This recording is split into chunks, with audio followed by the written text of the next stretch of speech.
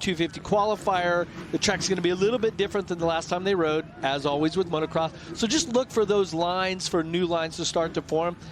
There's only 2 motos left. Sprint. Leave it all out there. Go for it. What are you waiting for? Well, that's the key. I hope, of all keys to all motos this year, I hope they take that advice the most, because you could say some guys have nothing to gain, nothing to lose. They're going through the motions. We want to see the adrenaline flow. Yep, and my mechanic when I was on factory Yamaha, Steve Butler, one time he put on the pit board as a second moto at Gatorback, he said, rest tomorrow. Okay. They've got, the whole offseason is coming up. There's only 2 races left in this championship. Time to go for it. So here it is, Fly Racing 30-second card is up. Eli Tomac, it'll be his last race with Kawasaki. He's trying to win 3 in a row to end this championship this year. Ferrandis is your champ. Cooper Webb, your fast qualifier. Revs are up. Let's go racing at Hangtown.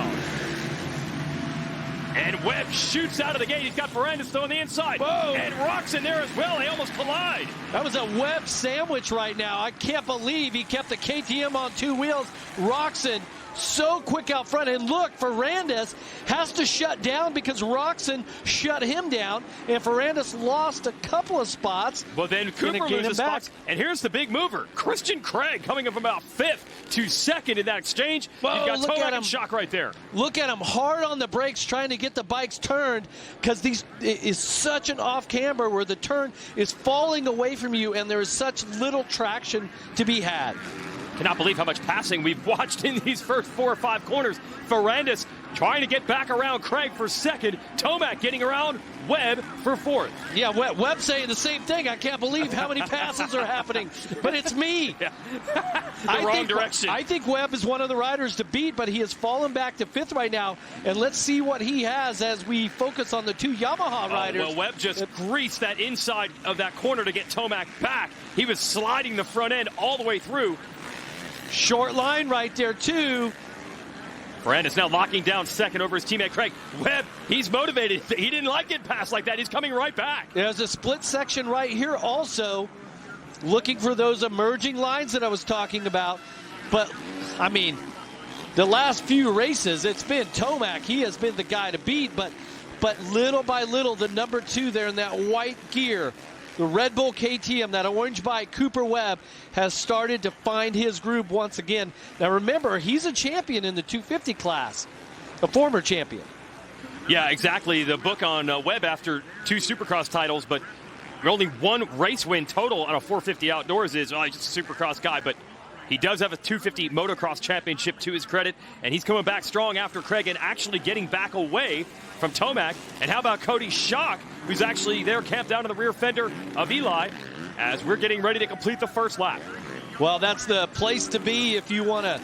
If you're looking for a ride for next year and you're Cody Shock and you go out and you chase down Eli Tomac right now, that's certainly going to look good on your resume. Okay, so 1 lap complete, no surprise. Roczen is the leader. He has always been good in the first lap, but the last couple of weeks, it is elevated to performance art.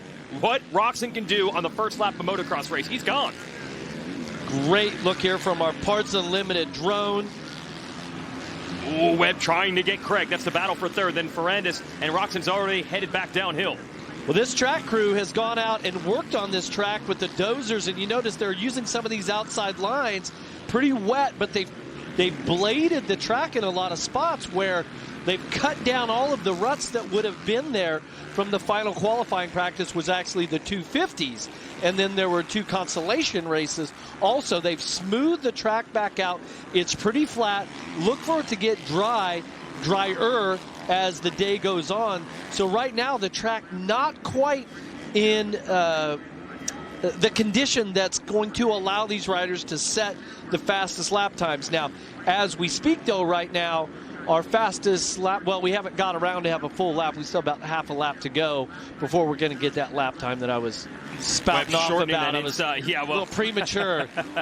Webb just shoots by Craig to retake 3rd. So, yeah, Webb was battling for the whole shot. Got passed by about 4 riders immediately and is systematically getting a lot of those spots back. He repassed Tomac. He repasses Craig. And Webb, the motivation here late in the series, you have to be impressed. It was a lost summer for him. No shot at the championship. Really didn't look like he had a shot at race wins or even podiums. But he kept digging, making big bike changes, and he's been much better the last 2 races. Now Tomac putting pressure on Craig. Whoa. Come together. Put more than pressure on him. Yeah. Push the side of the Kawasaki into him there. It's like they high-five Monster Energy logos. Oh, okay. But then Tomac comes out on top right there. See how wet that is? Right there, it's hot today. It's dry up here in NorCal. They know that they have to put down a lot of water on the track to keep it from getting super dusty. The unfortunate thing here is that today the 450s are running before the 250s. Normally the 250s would have these track conditions. Watch right here as Tomac slides into Craig. Just kind of nudges him out of the way. Nothing real malicious, if you will, there. Just nice block pass. And Tomac coming to life, trying to chase Webb back down. This is 3rd and 4th, with Ferrandis up ahead of the number 2 spot. And the gauntlet throw down by Roczen is a 2:17.7. Fastest on track right now, 2:17.9 for Ferrandis in the number 2 position. Well, the 4 riders that we expected to battle today are the 4 riders up front. Tomac, Webb, Ferrandis, Roczen. So we have a nice setup here. Well, and to give you an idea of how fast one could ride this track is that if you were on the same bike as Cooper Webb right here, that Red Bull KTM, Jason. Similar. If the bike would do a 2:12.3. Cooper Webb in the first qualifying earlier today, the track was so good. It was super tacky. It was smooth. It was fast. But right now, a 2:17.7 is the fastest lap from anyone, and that's by Ken Roczen. So, I mean, think about that. That's 5 seconds a lap slower on the exact same track. Yeah, just because of the conditions, yeah. Tomac went to the outside there, actually jackknifed the front and lost a little bit of ground. It looked like he was ready to challenge Webb. Now he's got to make a few bike lengths up. And Craig's still lurking in the number 5 spot. A lot of lines to be had. They're using a lot of outside lines in spots because those insides are still a little bit wet and muddy, a little greasy, if you will. But as this moto goes on and more riders go across the surface, they kind of pick up that wet stuff and work it in. This section's really wet right through here. See how much mud's flying out. But look what Tomac just did. He kind of triples, if you will. Where earlier, or lap or so ago, I caught Cooper who goes to the inside. He's only doing a little double there. When you triple, it's like you just carry your momentum. The only downside is that you have to go outside to do that, so you're giving up a little bit of distance to try to make up some speed. Been a lot of talk this year about how the tracks have been prepped for the most part. You and I talked about it at length yesterday. It doesn't have the super deep ruts. I don't normally talk about track prep that much. No, I know. Myself. It's not really a topic of yours. As we go back to Roczen, our leader. So this is Roczen. We're going to talk up to him. He is your race leader. We'd like to go out a winner. Roczen leads the way. We'll talk about the track conditions when we return. We might have a battle on our hands as Roczen is about to engage in battle with Ferrandis. It's the way. That has become standard issue. His first laps have always been a strength, but the last couple of weeks, it has been unbelievable what Roczen has done on the opening lap. He established the lead early in this one, and now Dylan Ferrandis, you see the number 14 in second, is closing a bit. Last time around, Ferrandis was about 0.7 of a second quicker in the lap time. Well, Jason, I'm really interested to see if Ken Roczen can close out one of these motos here. Unfortunately, the MO lately has been great start, fast lap time for about 15 or 20 minutes. And then by the time we get to the end of the moto, he just falls off the pace. If he does this right now, I mean, it's only about 5 seconds back to Tomac right now. Our top 4 are, I mean, Webb is just out of this drone shot. Well, actually, Tomac, we're hearing timing and scoring showing that there could have been a change there for third, but we'll see it right here. There they are right there. They're not that far behind. Yep, Webb's still holding Tomac off. Hey, before we went to break, we were talking about the track conditions yesterday. The way they prep these tracks this year, you don't see the huge, deep ruts in the corners, and you said you actually like it this way. Well, I do, and that's just my my opinion, but I'm not the guy that's out there, that's out there racing. The riders on the track that are doing battle, it's up to them, but it seems like there's a small split, but the purpose is that the tracks are flatter, so there's more usable. Some riders like it deeper where there's ruts all the way across. So it's really what is your preference? My preference is I think the track looks beautiful today. I wish I was out there. Roczen, this has been the playbook between these two all year. Roczen good at the beginning, and Ferrandis gets stronger later. And how about it? Nearing the halfway point of this moto, they're almost wheel to wheel. Yeah, now, I've been in this situation before, and I'll tell this quick story here. In '97, I wrapped up the title 1 week before the end, so we went to Steel City. So Ferrandis is in that same place right now. There's not the pressure of the title. You can just ride purely on your skill and your determination. But also, I mean, you're the guy. You're the newly crowned champion, and there's some pride in that, too. It's like you're just doing your thing, but you don't have the pressure of trying to worry about the title. And so that's where Ferrandis is riding from right now. Just a pure joy of riding his motorcycle. Tomac has taken third from Webb. We can show you the replay here of how he made that pass. Been stalking him for about 3 laps here. And then he sees in third, so we'll show you the replay. Top of your screen, big spot there. This through the first turn area. Tomac just on that little double that's the finish line, it looks like he just kind of teed him up and was able to make a tighter turn, take a shorter line, and take third place and set his sights on the newly crowned 450 Pro Motocross champ. Let's see what sort of race we have shape up here and if Tomac can close that time up. Well, Ferrandis keeps putting in 2:16 laps. Everyone else in this group up front running 2:17. So Ferrandis has been the quickest. We'll see if Tomac, now that he's no longer trying to pass Webb, can start to close as Roczen holds Ferrandis off. First half of this lap, Ferrandis was getting right there. Second half of this lap, Roczen actually got a little bit of a gap back. What a beautiful look of this track here in Northern California at Hangtown. And they're going to run through here. This is mechanics area. After this right-hand turn, we'll get another idea of the stopwatch. And then we'll also see if Tomac, with a clear track, the next time around can get closer. Battle is on between Roczen and Ferrandis for the lead. I talked to Ferrandis yesterday. Said he only rode once this week, which is less than usual. Stayed in California, didn't go back to Florida, where he lives now, and had a cheat meal. I couldn't quite understand what it was. Some sort of French thing with cheese on top of potatoes. Though, you said? He's not allowed to have cheese? He's French. No. Normally you have cheese, potatoes, and chocolate. But he left the chocolate off. Oh. Still with the cheese and potatoes. I would have had the chocolate this week for sure. He earned it. He's trying to earn himself another win right now, but as we're closing in on the halfway mark in 15 minutes, we know there's certain things you can do in 15 minutes. For Ferrandis, he is trying to win this moto in the next 15 minutes. But, Jason, what else can you do? Jeff, you've been here 3 weeks in a row. You know what you can do. You tell me. Oh, you save 15% or more on your motorcycle, public car, RVs, all that. Oh, yeah. All the Just check out Geico. Yep, 15-minute phone call will do it. But you want to watch this last 15 minutes here because the moment, where is it going to come? Ferrandis looking for an opening on Roczen. You can see the fans getting fired up over this battle. Ferrandis on the inside. Roczen holds him off. Run around the outside now from Ferrandis. Well, and you got to wonder, how hard is Roczen going to fight for this, right? He's out of the championships done, all that. So this is purely the pride of being a motorcycle racer. And can he dig deep enough to fend off this attack that Ferrandis is throwing down right now? I mean, to me, this is a Roczen style of track. I've been to Ken Roczen's place in Germany where he grew up racing, hard pack. I mean, he knows these type of conditions.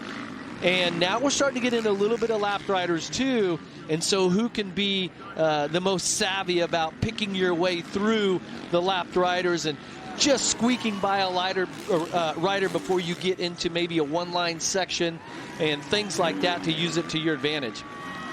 Roczen successfully dealing with the pressure from Ferrandis for a couple of laps now. And we'll also see if Tomac is able to close. He did. Tomac ran a 2:16.2 last time around, and we're about to get another lap time here as we click off another lap. You can see the green machine in the background starting to close. Tomac just put in a 2:14.5. A 2:14.5. That's a second and a half faster than the rider in front of him, Ferrandis.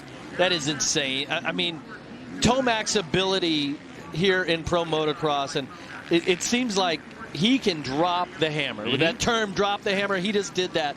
and he could make this. Okay, remember I was talking about if you can get through some lapped riders in some little sections? I thought Roczen was going to be able to use that to his advantage. Watch right here. If he squeaks by, and if Ferrandis gets, no, he gets by also. Oh, Tomac is down.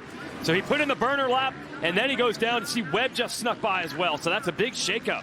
Well, and that's in that second off camber where it's a right-handed off camber. Track falls away to the left. Just asking too much from what the tires and the grip of that Kawasaki could deliver. Well, we'll have a replay of it here. Oh, bummer. We thought we were about to have a big battle materialize. I want to see if Tomac. he catches a rock or something. Oh, he just gets just a little too far outside of his line. And, I mean, we're talking, it only takes an inch. And there was just a little bit of dirt clods there, a little bit of rocks, and just missed his line by a little bit. So it's going to cost him, well, we'll have to see when he comes by just how far behind he is. Well, normally the overall, a fall like that's usually about 8 seconds, 7 seconds.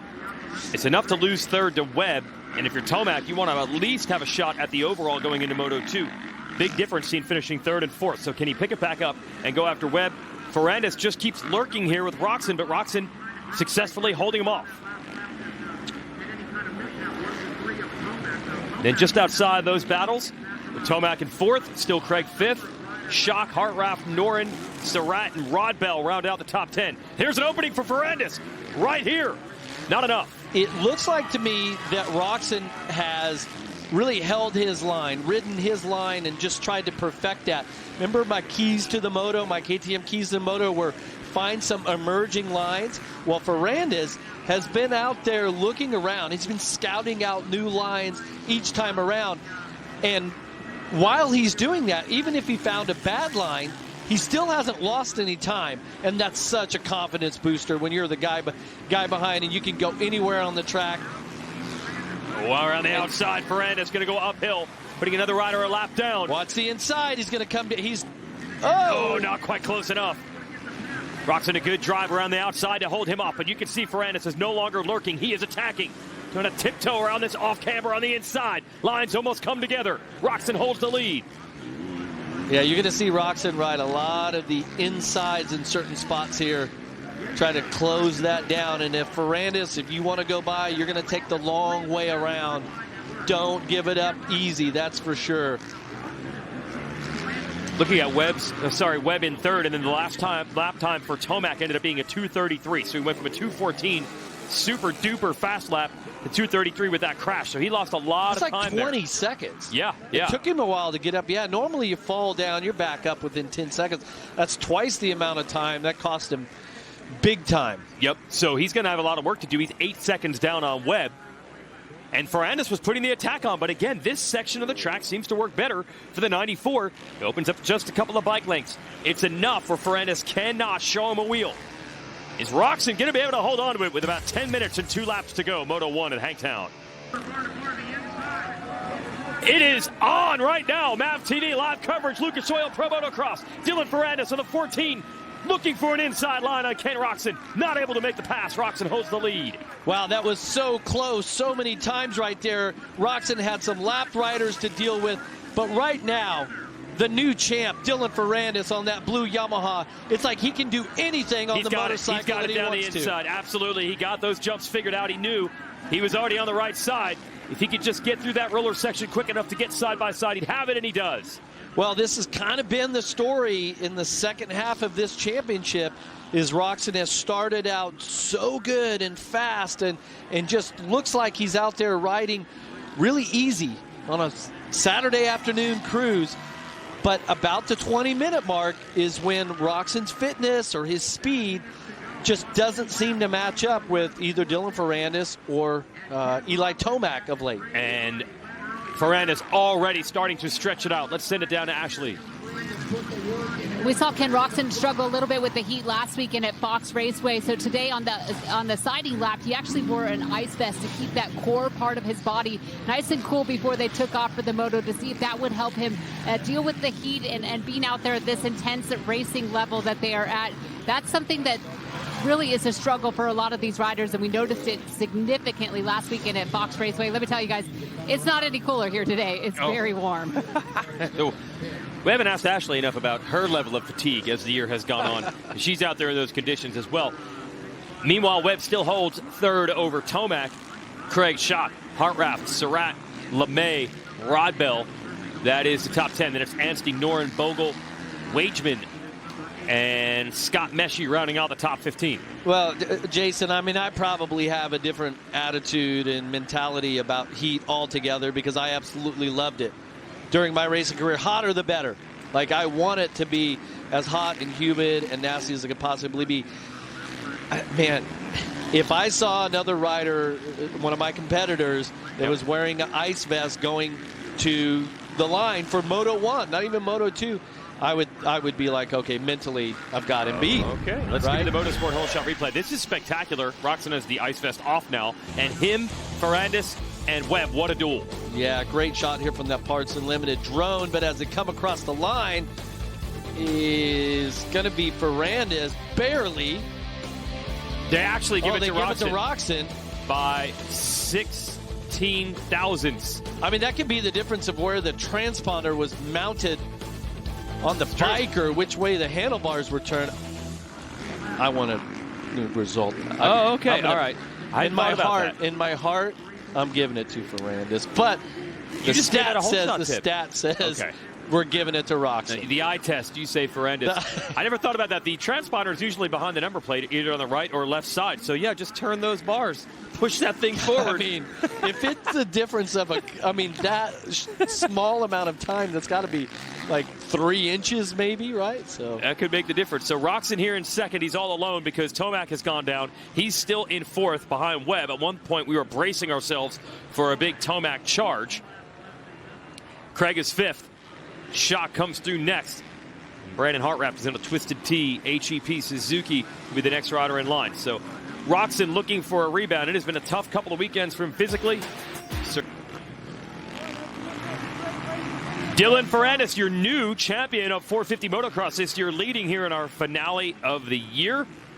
And since it's our finale, we'll have a little celebration when our race day is over.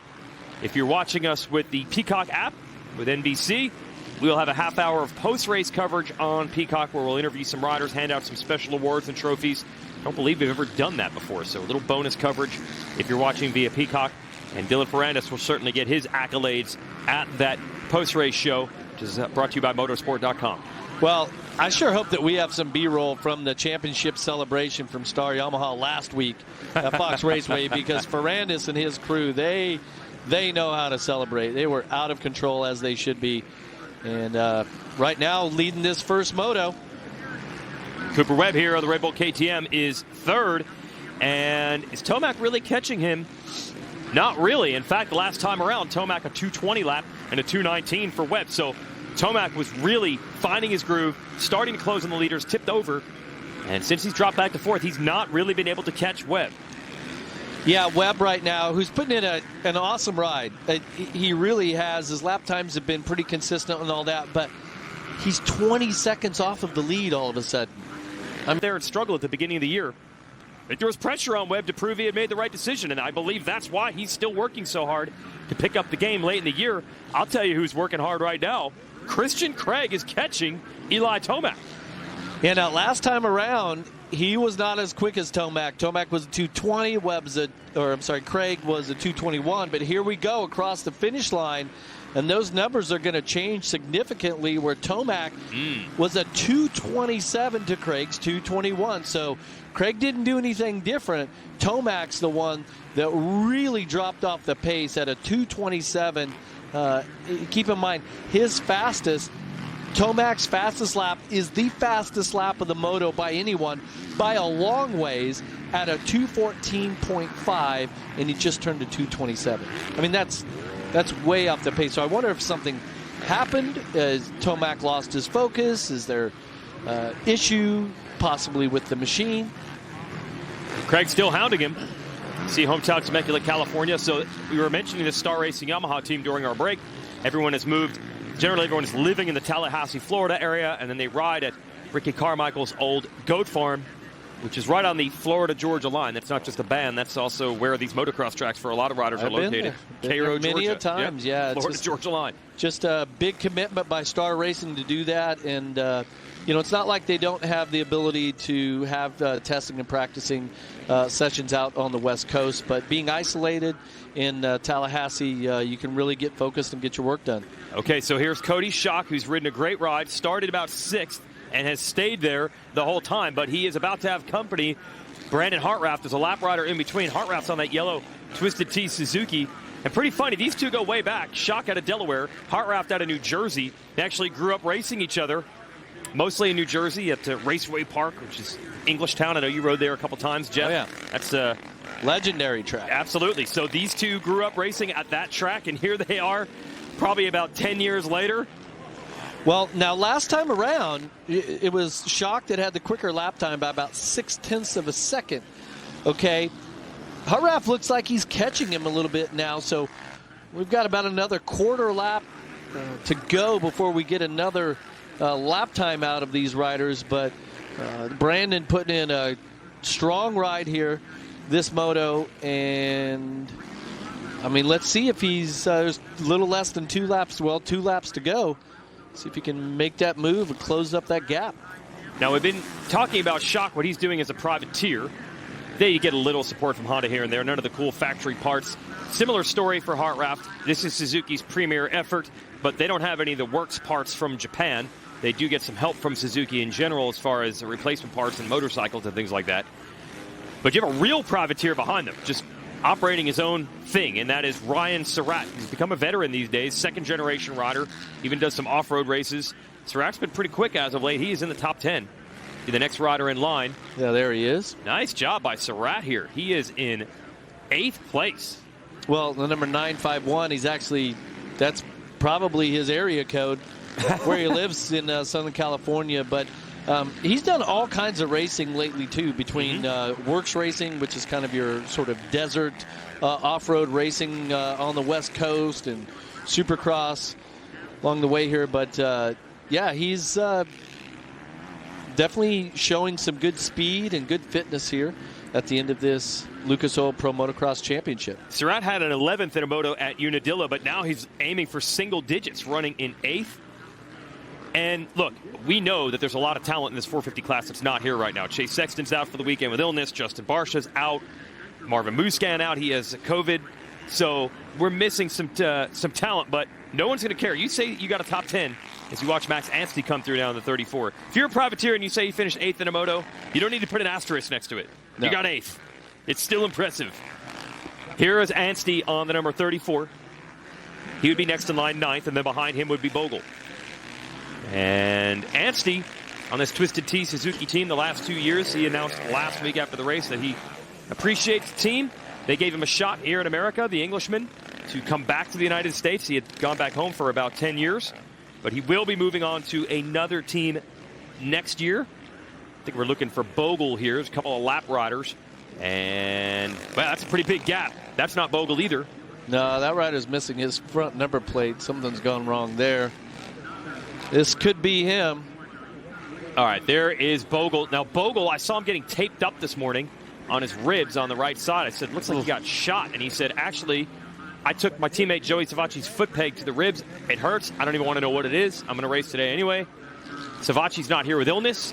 That's why privateer Kevin Moran's actually got called up. He's the teammate of Bogle for the weekend. As we watch Ferrandis go around, Moran's just getting back into racing after some injuries.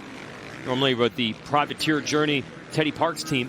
Ferrandis throwing a leg off. Yeah, maybe a team member or somebody out there that he caught out of the corner of his eye.